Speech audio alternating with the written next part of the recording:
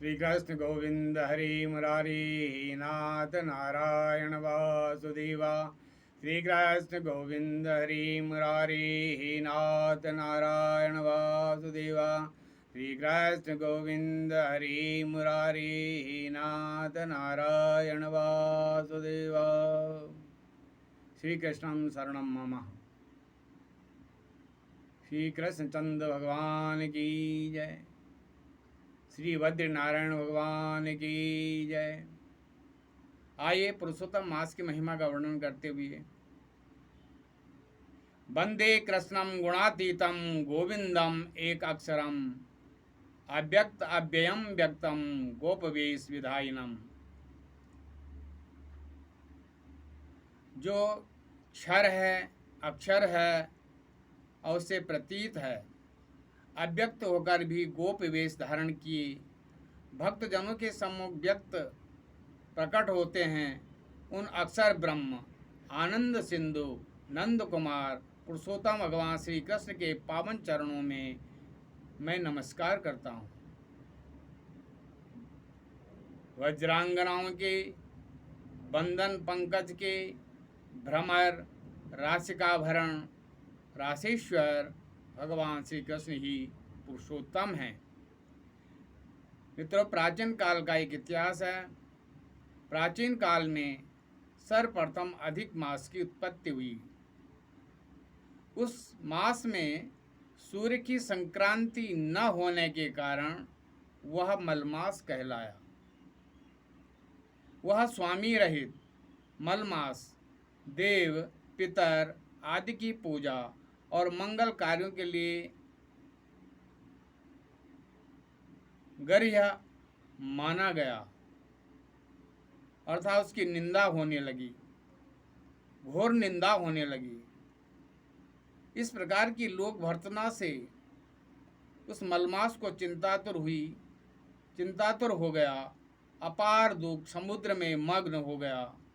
उसके हृदय में एक ही चिंता सूल की तरह चुभने लगी।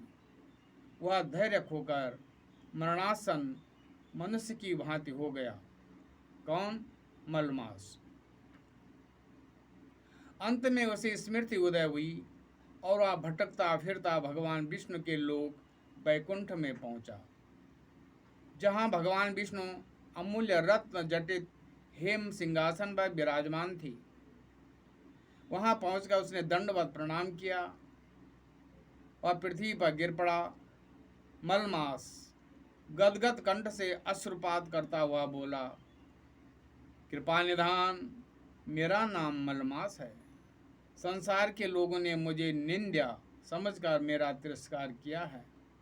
अब मैं आपकी पाद पद्म में शरणागत हो गया हूँ। हे दीनवत्सल, करुणा निधान सिंधु, माम पाई मेरी रक्षा करो, मेरी रक्षा करो।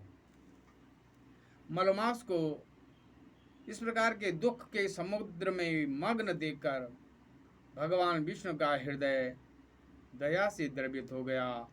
वे मलमास पर अनुकंपा करते हुए बोले, मदाधिमास, मेरा यह वैकुंठ लोक अजर है, नित्य है, आनंदमय है, अशोक है और मृत्यु से वर्जित है। तुम इस प्रकार के वैकुंठ लोक को प्राप्त करके क्यों दुखी हो गए हो? तब मलमास ने अपने हृदय की वेदना सुनाकर प्रभु से प्रार्थना की और कहा, क्षणा लवा मुहूर्ताश्च पक्षा मासा दिवानिशं स्वामी नामे अधिकारेस्ते मोदन्ते निर्भया सदा। न मे नामा न मे स्वामी न हि कश्चिन् ममाश्रया तस्मा निराकृता सर्वे साधिदेवे सुकर्मणा। बृहद नारदीय उपनिषद में, पुराण में इसका वर्णन हुआ कि संसार में क्षण भी होता है, लव भी होता है, मुहूर्त होता है, पक्ष होता है, महीना होता है, दिन होता है, रात होता है। सब अपने अपने अधिपतियों के अधिकारों से सदैव निर्भय रहकर आनंद मनाया करते हैं। एक मैं ही ऐसा अभागा हूँ जिसका न कोई नाम है, न स्वामी और न कोई आश्रय। इसलिए इस सब अधिपतियों ने मेरा समस्त शुभ कर्मों से तिरस्कार कर दिया है। इस कुत्सित जीवन से मर जाना ही श्रेष्ठ है। जिसका हृदय सदैव जलता रहेगा, क्या वह सुख से शयन कर सकता है? प्रभु, आप परम दयालु हैं। दूसरों को दुख में डूबा हुआ देखकर कभी निश्चिंत शांत नहीं रह सकते। इसलिए वेद हो, पुराण हो, शास्त्र में आपको पुरुषोत्तम कहा गया है। ऐसा कहकर मलमास भगवान विष्णु के चरणों में गिर पड़ा। मलमास को शरणागत हुआ देखकर उसकी दयनीय दशा से भगवान विष्णु कुछ क्षणों के लिए चिंतित हो गई। ध्यान मग्न हो वे कुछ क्षणों के उपरांत मलमास से बोली, वत्सा गच्छा मया सार्धम गोलोकम योगी दुर्लभम यत्रास्ते भगवान कृष्ण पुरुषोत्तमा ईश्वर। विष्णु भगवान ने बोला, वत्स मलमास, मेरे साथ उन योगी मुनियों के लिए अगम्य गोलोक में चलो, जहाँ पर नित्य चिन्मय श्री विग्रह भगवान पुरुषोत्तम श्री कृष्ण विराजते हैं, जहाँ गोप गोपांगनाओं के मध्य मदन मोहन भगवान श्री कृष्ण रहते हैं। वहाँ पहुँचने पर ही तुम्हारा शोक और संताप शांत हो जाएगा। हो सकता है पुरुषोत्तम श्री कृष्ण का दिव्य चिन्मय शरीर नवनीरत के तुल्य श्याम वर्ण का है। शरद ऋतु के चंद्रमा के अनुकूल परम सुंदर मुख पर दोनों हाथों से मुरली धारण किए हुए उसे वे निरंतर बजाते रहते हैं। उनके नेत्र कमल पखड़ियों के तुल्य परम शोभनीय है। गोलोक धाम का स्वरूप का वर्णन करते हुए मलमास को साथ में लेकर भगवान विष्णु ने पहले लालिमा से रंजित उस ज्योतिर्मंडल को पार किया, जिसमें प्रलय काल के समय यह समस्त संसार विलय हो जाता है। महाप्रलय में भी विद्यमान इस ज्योतिर्मंडल के ऊपर गोलोक है। गोलोक महातेज पुंज गोल आकार का है। उसकी समूची भूमि मणियों से रत्नों से जड़ी हुई है। गोलोक के दाहिनी ओर विष्णुलोक है और बाईं ओर है शिवलोक। विष्णुलोक में भगवान विष्णु के तुल्य वेशभूषाधारी भगवान विष्णु के पार्षद और शिवलोक में देवादिदेव शंकर के तुल्य त्रिशूल डमरू धारण किए सर्प के यज्ञोपवीत पहने हुए शिवगण विराजमान होते हैं। वे सभी गंगाधर त्र्यंबक हैं। करोड़ों सूर्य के तुल्य तेजो में महामरकत मणि के समान ज्योतिर्मंडल ही गोलोक का स्वरूप है। गोलोक के अधिनायक महायोगेश्वर भगवान श्री कृष्ण की योग शक्ति से यह लोक अंतरिक्ष में चमक रहा है। उस दिव्य लोक में शरीर के बुढ़ापा, मृत्यु, शोक, भय और मानसिक रोग नहीं है। उस दिव्य सनातन गोलोक के मध्य में अत्यंत मनोहारी दिव्य चिन्मय ज्योतिर्पुंज है और उस निराकार परात्पर परमात्मा परम ज्योति का जो निरंतर ध्यान करते हैं, योग्याभ्यास करने वाले योगी मुनि ज्ञान चक्षु से उनका दर्शन करते हैं। जो कोई भी अनन्य भक्ति योग से इस गोलोक में चिदानंदमय ज्योति को देख लेता है, वह सदा के लिए संसार चक्र से मुक्त हो जाता है। उस निरतिशय चिन्मय ज्योति के मध्य में परम सुंदर नील कमल के समान सगुण साकार सांवला रूप है और वह सनातन पूर्ण ब्रह्म के स्वेच्छामय लीला सी विग्रह स्वरूप है। अनंत कोटि कंदर्प के पुल्य अप्रतिम सौंदर्य शोभाशाली भगवान श्री कृष्ण पीताम्बर पहने वक्षस्थल पर श्रीवत्स का चिन्ह धारण किए हुए शोभायमान हैं। आजानुलंबिनी हैं। तुलसी, कुंद, मदार, पारिजात, कमल, पुष्प, बनमाला गले में धारण की हुई किशोर अवस्था वाली भगवान श्री कृष्ण रास मंडल के मध्य विराजते हैं। मलमास को साथ लिए भगवान विष्णु ने गोलोक में पहुंचकर उस ज्योति धाम को देखा। वह भगवत धाम मणियों और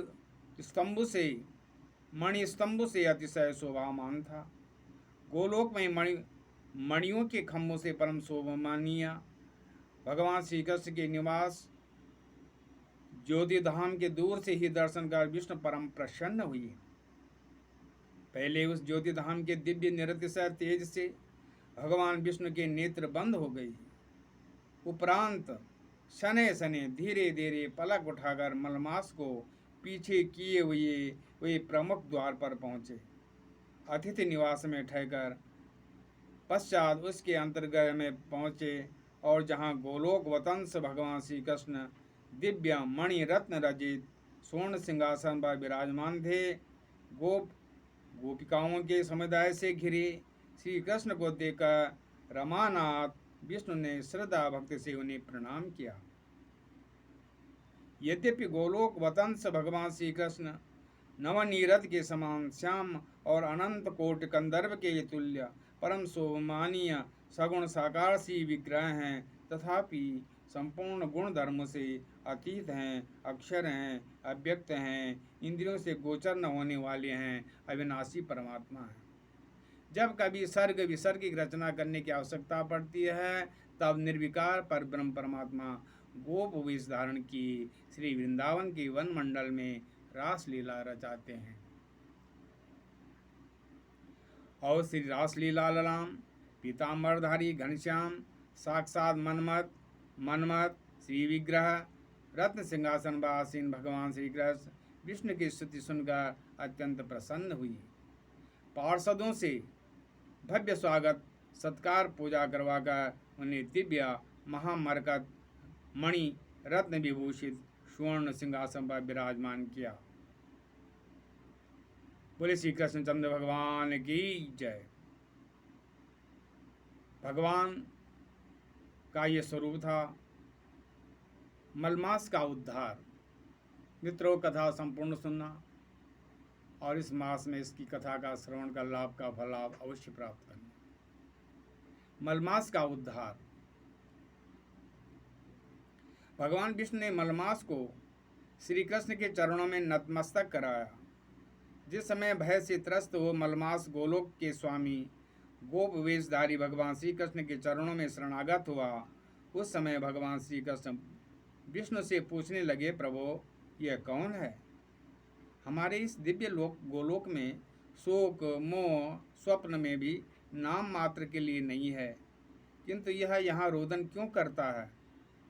गोलोक में बसने वाले सभी गोप वेशधारी वैष्णव सदैव आनंद रहते हैं, परिप्लुत रहते हैं, भक्ति सिंधु शरीर में निमग्न रहते हैं। आँखों में से अजस्र वस्त्रधारा प्रपात करता हुआ कांपता हुआ यह मलमास मेरे सम्मुख क्यों रो रहा है? गोलोकनाथ के नए बादल के समान मनोहारी मुख से यह सुनकर भगवान विष्णु ने बोला, हे श्री वृंदावन कलानाथ मुरलीधर श्री कृष्ण, मलमास के दयनीय दुख का कारण श्रवण करें।